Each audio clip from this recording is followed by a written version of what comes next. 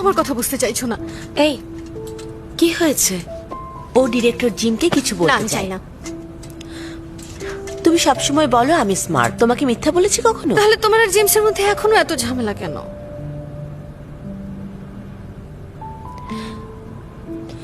তোমার আর জিমের নিউজ এখন অনেক ভাইরাল, তাই ও তোমাকে অ্যাভয়েড করছে।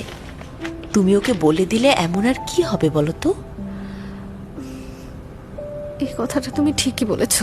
হ্যাঁ যাও যাও।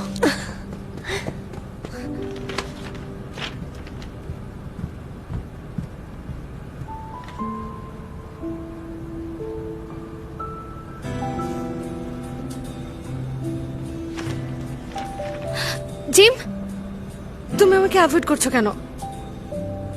আসলে রিপোর্টাররা সব আজে বাজে নিউজ করছে, যেটা তোমার জন্য ভালো না, তাই এমনটা করছি। পালিয়ে যাবে না, এখানেই দাঁড়াও। দাঁড়াও বলছি। দেখেছ কি বলছিলাম?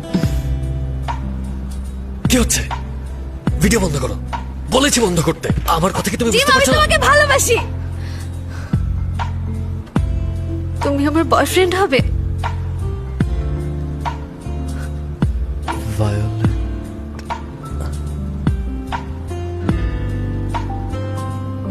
বলেছি ভিডিও বন্ধ করতে, তুমি কি শুনতে পাচ্ছ না?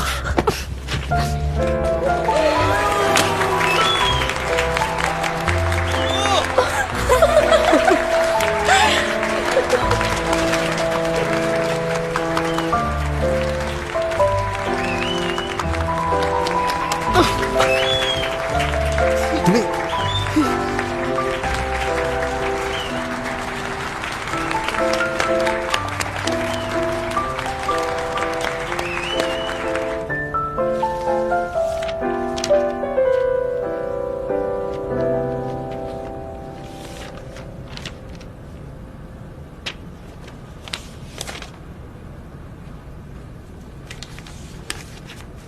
বস বস, হ্যাঁ? এটা হয়ে গেছে। ঠিক আছে। ওকে,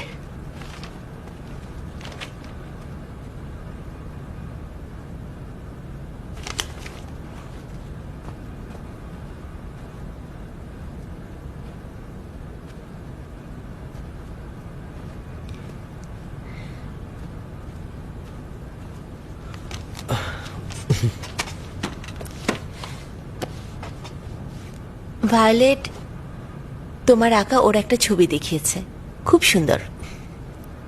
আমি এমনিতে এঁকেছিলাম। তুমি প্রথমে যে ছবিটা এঁকেছিলে মোটামুটি ছিল। তখন ওকে তেমন চিন্তামই না। তোমার পেন্টিংয়ে তুমি যেভাবে দেখো সেভাবে আঁকো। ওর প্রথম পোর্ট্রেট মোটামুটি হয়েছিল কারণ তোমার চোখে তখনও স্পেশাল ছিল না, কিন্তু সেকেন্ড টাইম আঁকার সময় ওকে দেখে আঁকোনি, তোমার স্মৃতি থেকেই ওকে এত সুন্দর করে এঁকেছো।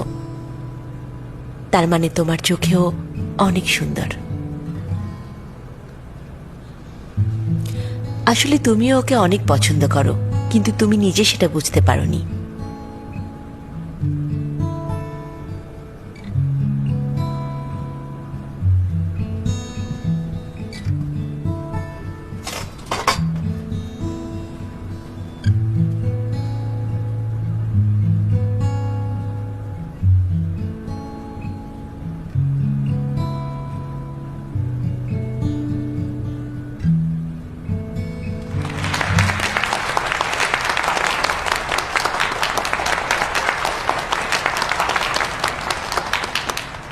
আপনাদের সবাইকে ডাইন উইথ লাভের স্বাগতম।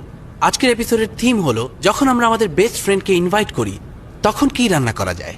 আজকের এপিসোডে মিস্টার জেমস তার স্পেশাল বন্ধুকে ইনভাইট করেছেন। মিস্টার জেমস, প্লিজ আপনার বন্ধুটিকে পরিচয় করিয়ে দিন। ও সারা, ওনার ব্যাপারে আরো কিছু বলুন। সবচেয়ে কাছের বন্ধু। সবচেয়ে কাছের বন্ধু? সবচেয়ে কাছের বলতে আপনি কি বোঝাচ্ছেন? যখন আমার লোনলি লাগে সবার আগে ওর কথা ভাবি। ভালো কিছু ঘটলে সেটা ওর সাথে শেয়ার করতে ইচ্ছে করে। ওর যখন মন খারাপ হয় সঙ্গে সঙ্গে ওর মন ভালো করে দিতে ইচ্ছে করে। ওর সাথে দেখা না হলে অস্থির লাগে। ওর সাথে কাটানো প্রতিটা দিন আমার জন্য আনন্দময়। সেজন্যই ও সবচেয়ে কাছের বন্ধু। ওয়াও, একটা জোরে হাততালি।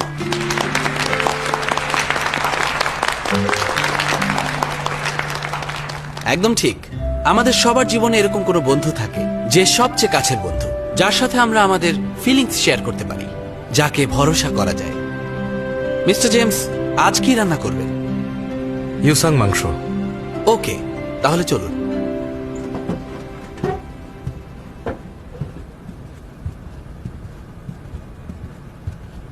তাহলে এখন আমরা শুরু করছি আজকের প্রথম ডিশ, ইউসাং মাংস। কিন্তু আমার যতটুকু মনে হয় এই রেসিপিটা আমাদের সব পরিবারেরই একটা কমন ডিশ। তাই আপনার কাছে জানতে চাই, আমাদের আজকের এপিসোডে আপনি এই রেসিপিটাই কেন বেছে নিলেন? ইউসাং এর স্বাদ কিন্তু একদমই আলাদা, ফ্লেভারটা একেবারেই অন্যরকম। এটার টেস্টের মধ্যে একটা হারমোনি আছে। এটা টক মিষ্টি ঝালকে ব্লেন্ড করে একটা নতুন টেস্ট তৈরি করে, অনেক স্পেশাল একটা টেস্ট। ঠিক যেন আমাদের জীবনের মতো, আমাদেরকেও নানা রিলেশন অ্যাডজাস্ট এবং ব্যালেন্স করে চলতে হয়। যেমন ধরুন আমাদের লাইফ ওয়ার্ক এবং ফ্যামিলির মধ্যে ব্যালেন্স।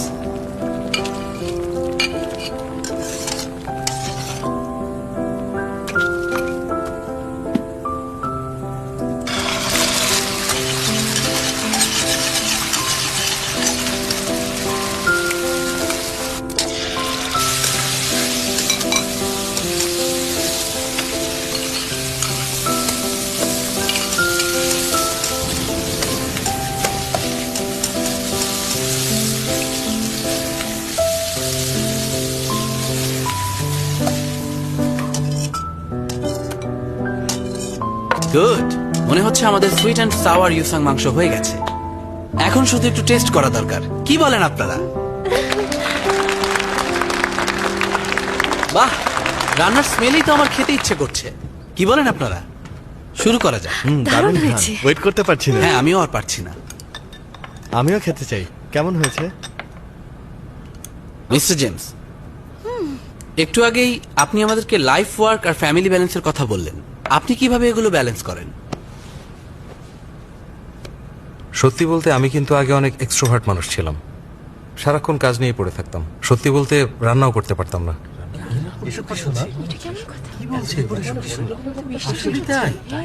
জেমস আসলে বলতে চাইছে ও আগে অত ভালো রান্না পারতো না, ও অনেক বিনয়ী। তোমার রান্না তখনও অনেক মজা হতো।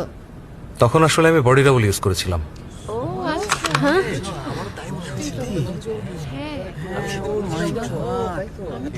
এটা কি এডিট হবে? কিন্তু অনেক মানুষ শুনে ফেলেছে। আমি এখন সত্যি কথাই বলছি। আমি যা যা বলতে চাই সবই এখানে বলবো। সো ডিরেক্টর, আশা করছি তুমি কেটে দেবে না। Thank you.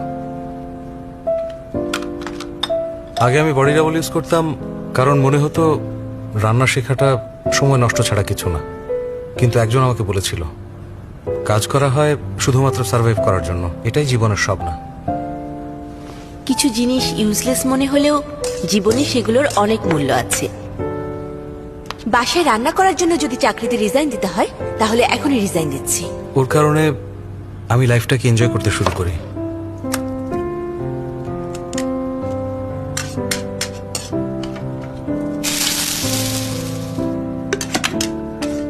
ও আমাকে হেল্প করেছে, আমার অতীতকেও ফেস করার সাহস দিয়েছে।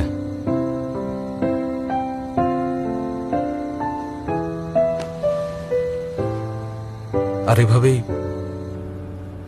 আস্তে আস্তে ও আমার মনে জায়গা করে নিয়েছে।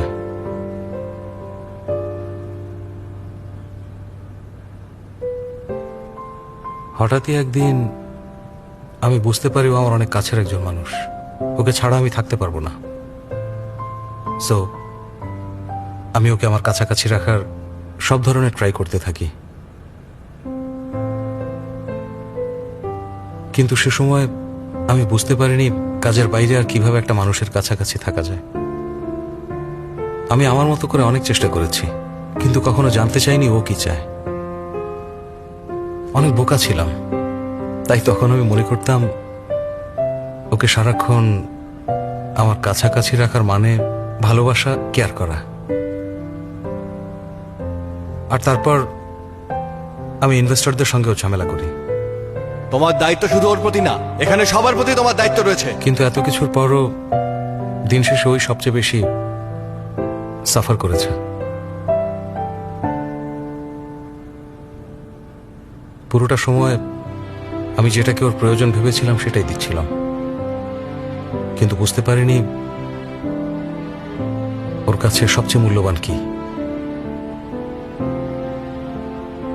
আমি আবার তোমার জীবনে ঝামেলা করলাম। তুমি ভালো আছো এটা জানলে আমি সব থেকে বেশি ভালো থাকি।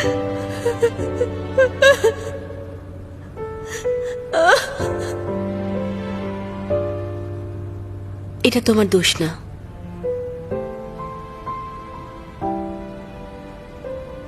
আমি মোটেও পারফেক্ট না। আমি তোমাকে আর ঝামেলায় ফেলতে চাই না। আমার কারণে তোমার অনেক কষ্ট হয়েছে। আমি তোমার বোঝা হতে চাই না, কষ্ট দিতে চাই না। তাছাড়া আমি অপেক্ষা করতে শিখেছি। কাউকে ভালোবাসতে ভয় পাই না। ফাইনালি আমি আমার পাস্টকে ফেস করতে পেরেছি। আমি সবসময় বার্থডে ভয় পেতাম, কিন্তু আমার মায়ের রান্না করা বেগুন আমার সেই ভয় ভেঙে দিয়েছে।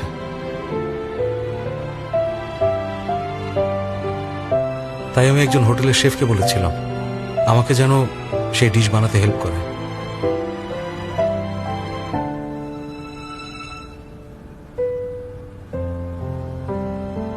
কিন্তু আমি ভুল করেছিলাম।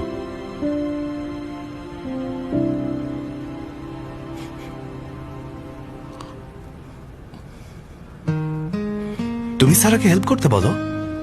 আমার মনে হয় না তাতে কোনো লাভ হবে কলিন। ওর হয়তো মন খারাপ হবে।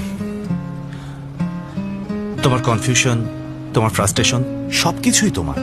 তুমি যদি তোমার সবকিছু অনেস্টলি ওর সামনে প্রকাশ করতে না পারো, তার মানে তুমি ওকে যথেষ্ট ট্রাস্ট করো না। ও কি চায় যে তুমি ওর কাছে সবকিছু হাইড করো, ওর সাথে ক্লিয়ারলি কথা না বলো? আন্টি যখন অসুস্থ ছিলেন, তুমি কি চেয়েছিলে তোমাকে কিছুই না জানিয়ে সব একা একা ফেস করুক, নাকি চেয়েছিলে তোমার কাছে হেল্প চাক? কি চেয়েছিলে?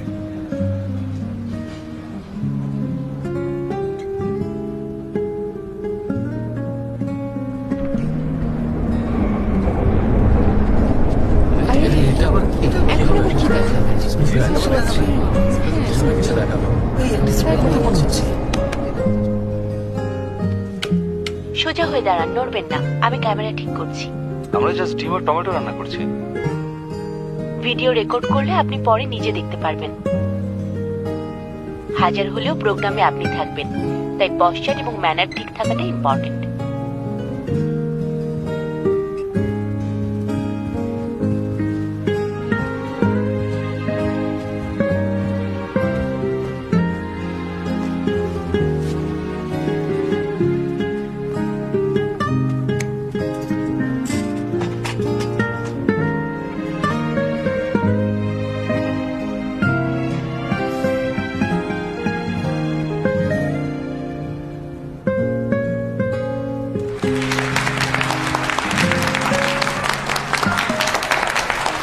মা,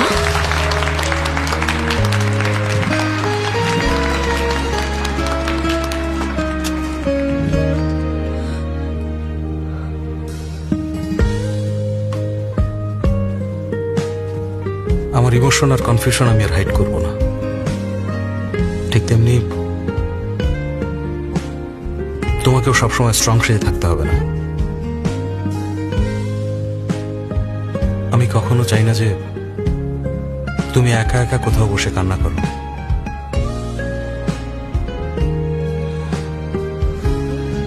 এই ইউসাং মাংস শুধু তোমার জন্য। আমি আমাদের লাইফ ব্যালেন্স করতে চাই, সারা জীবন পাশে থাকতে চাই। তোমাকে আর একা একা সব প্রেশার নিতে হবে না, সবসময় স্ট্রং সেজে থাকতে হবে না। যখন ইচ্ছে কাঁদবে, হাসবে। আমি তোমার সাপোর্ট হতে চাই, তোমার ফ্যামিলি হতে চাই। 碰碰乱这短发，轻轻拨着给他。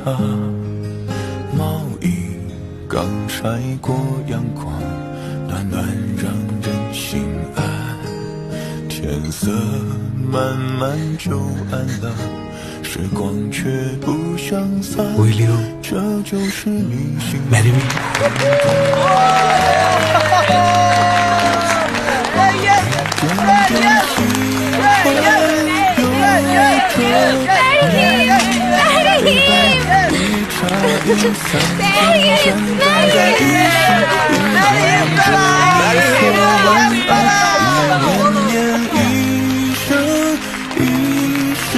朝朝暮暮，瓶瓶罐罐，天天一起吃饭，天天都问你说晚安。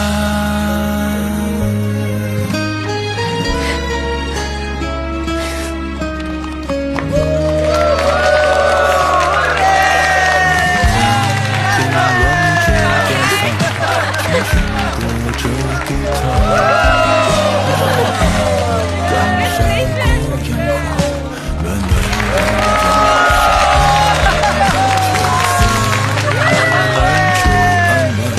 时光却不相散，这就是你喜欢的浪漫。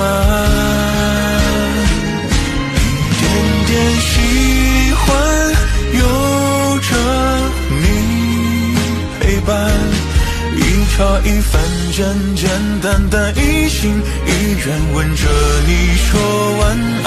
一年年，一生一世，朝朝暮暮，瓶瓶罐罐，天天一起吃饭，天天都问你说晚安。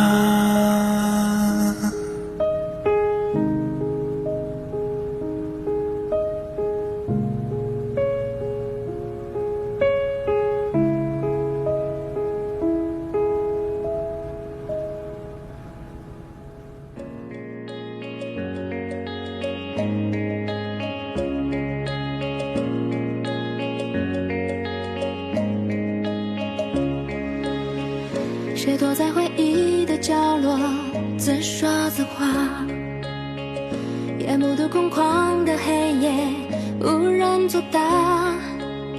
起风的一刹那，却已心喷发，看城市的灯光，投射现实的落差。可是这路总得继续啊，再向前你写那片梦魇，是否就会开花？这烟火人间，冷漠的世界，被那万千风景所留恋。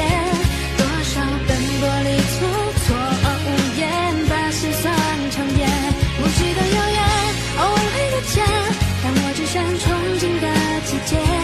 才共前行的我，为何依然还倔强眷恋？